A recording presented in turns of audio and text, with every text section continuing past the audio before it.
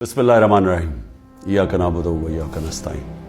मेरे पाकिस्तानियों, कल मैं FIA की इन्वेस्टिगेशन साइफर के ऊपर जो हो रही है उसमें मैं कल शिरकत कर रहा हूँ। और मैं सारा वक्त जिस तरह मैंने आपको कहा तैयार होता हूँ जेल जाने की, क्योंकि जो मिनिस्टर इंटीरियर का राना सनाउल्लाह है जिसके नीचे FIA है, वो तो पहले ही कह बैठा है कि इमरान खान को जेल में डालेंगे हम ये साइफर के ऊपर। तो मुझे नहीं पता, क्योंकि इस वक्त कोई कानून तो है नहीं, जंगल का कानून है, जिसे मर्जी चाहो जेल में डाल दो। बेचारे कितने लोग हमारे औरतें जेलों में पड़े हुए हैं, कोई पूछने वाला नहीं है उनके। वो जाते हैं अदालतों में, वो फिर वापस आ जाते हैं कि वो केस नहीं सुनते। फिर प्रेशर इतना ज़्यादा है कि वो एक केस से अगर जज उनको बेल भी देता है वो फिर पकड़ लेते हैं। लेकिन औरतों को, यानी उनके बच्चे हैं, उनको जेलों में रखा हुआ है, और यानी पुरअमन एहतजाज करने पे जेलों में रखा हुआ है। तो इसलिए कानून तो है ही नहीं, तो कभी भी कुछ हो सकता है। इसलिए मैं पहले आपको आगाह कर दूं, क्योंकि मीडिया सारा कंट्रोल्ड है। आपको पता है पूरी तरह इन्होंने सारी टीवी चैनल्स को PTV बना दिया, और PTV में बिल्कुल वो जो ये प्रोपेगेंडा चाहते हैं वो आता है। और मैं फिर आज याद कराना चाहता हूं कि कौम उन सारे सहाफियों की तरफ देख रही है, मीडिया हाउसेस की तरफ देख रही है, जिन्होंने हमारे दौर में तो पूरी जिहाद की थी आजादी सहाफत। और इतनी सी बात होती थी, गालियां भी हमें पड़ रही होती थी, और हमें कह रहे थे कि हम मीडिया के ऊपर कोई बड़ी सख्ती कर रहे हैं। तो जरा मुआवजा करें, थोड़े देर कौम तो कर ही रही है कि आपकी ये वक्त तो गुजर जाएगा, लेकिन कौम ये याद रखेगी कि कौन से लोग खड़े हुए थे। वो इमरान रियाज को याद रखेगी ये सारी कौम, कि वो कम से कम अपने मौक़िफ़ पे खड़ा रहा। इस मुल्क के अंदर जो सहाफ़ी होते हैं, जो एक जहाद करते हैं हक और सच के लिए, जिस तरह अरशद शरीफ थे, कौम इनको हमेशा याद रखेगी। अरशद शरीफ शहीद को, वो जो 4 जर्नलिस्ट मुल्क से बाहर चले गए, लेकिन उन्होंने कॉम्प्रोमाइज नहीं किया। उन्होंने किसी प्रेशर में आके राय हक से नहीं उतरे। वो जिनको यहाँ मारे पड़वाई गई, जलील किया गया, और वो जो जिनके बड़े नाम हैं और पुराने सहाफत में नाम है, हम तो कौम उनको भी देख रही है और उनको सलाम कर रही है, और उनको भी देख रही है जिनके ज़मीर मर चुके हैं।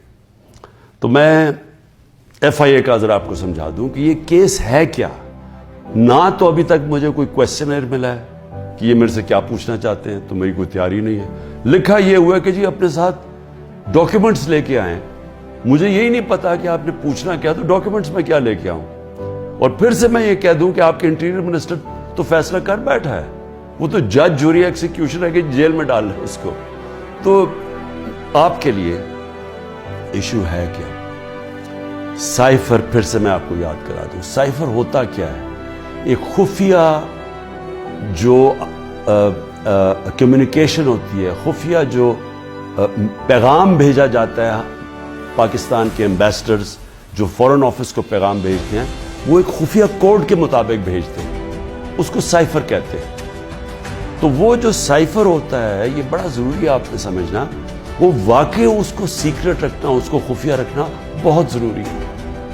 क्योंकि एक दफ़ा वो कोड दुनिया को पता चल जाए, तो सारे जितने भी आपके एम्बेसडर्स खुफिया मैसेजेस भेज रहे होते हैं फॉरेन ऑफिस बाहर की दुनिया से, वो सारे पब्लिक हो जाएंगे, जिस तरह विकी लीक्स के अंदर पब्लिक हो गए थे। याद रखें, विकी लीक्स में अमेरिकन एम्बेसडर जो डॉक्यूमेंट्स भेजते थे, जो कम्युनिकेशन भेजते थे अपने स्टेट डिपार्टमेंट को, वो सारे पब्लिक हो गए थे।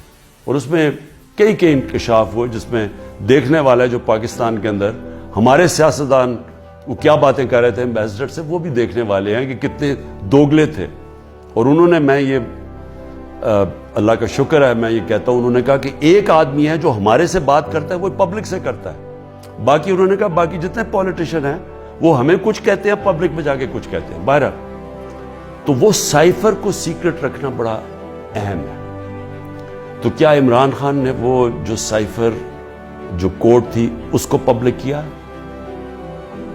اب یہ آپ سمجھ جائیں کہ جو سائفر آتا ہے فورن آفس کے اندر وہ کبھی کسی کے پاس نہیں جاتا, وہ صرف فورن آفس میں رہتا ہے, وہ چوری نہیں ہو سکتا, وہ فورن آفس میں پڑا ہوتا ہے. جو ہمارے پاس آتا ہے اور جس میں prime minister, president, army chief, ISI کا چیف, اور پھر ایک جاتا ہے اس کا جو جاتا ہے کیبنٹ سیکرٹری کے پاس, یہ یاد رکھیں کہ یہ وہ سائفر نہیں جاتا. یہ سائفر کا جو مفہوم ہوتا ہے وہ اپنے لفظوں میں لکھ کے ہمارے پاس پہنچتا ہے. تو سائفر فورن آفس میں رہتا ہے, وہ کبھی وہ نہ چوری ہوا ہے نہ وہ اور کوئی دیکھ سکتا ہے, نہ پرائم منسٹر, ہم کوئی نہیں دیکھ سکتے, کیونکہ یہ سائبر سیکیورٹی کا قانون ہے جو کہ کیبنٹ ڈویژن بتاتی ہے ان کو, فورن آفس کو.